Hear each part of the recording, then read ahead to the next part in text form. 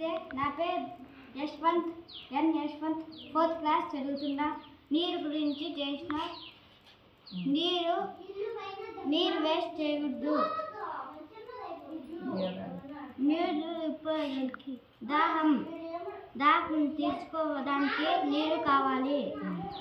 ఎవరికి? పక్షులకి, జంతువులకి, మనుషులకి, అందరికి నీళ్లు. ఆహారం లేకపోయినా ఉండగలం కానీ నీళ్ళు లేకపోతే కష్టం. పంటలు పండడానికి నీరు కావాలి. నీరు లేకపోతే పంట పండదు. బట్టలు ఉత్తడానికి నీరు కావాలి. చెట్టు పెరగడానికి నీరు కావాలి. మొక్కలు పెరగడానికి నీరు కావాలి.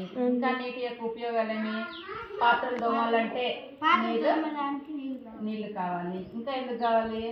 ఇల్లు శుభ్రం చేసుకోవడానికి, మనం త్రాగడానికి, మనం స్నానం చేయడానికి, అన్నిటికీ వంటకు ముఖ్యంగా వంట చేయడానికి కూడా నీరు కావాలి. కాబట్టి మనం నీటిని ఎట్లా చేసుకోవాలా? వృధా చేయకూడదు. మనం కొళాయి ఆన్ చేసేసి వెళ్ళిపోతాం. మనం అవసరం ఉన్నంత వరకు పెట్టుకొని అవసరం తీర్తాను వెంటనే ఆఫ్ చేసుకోవాలి.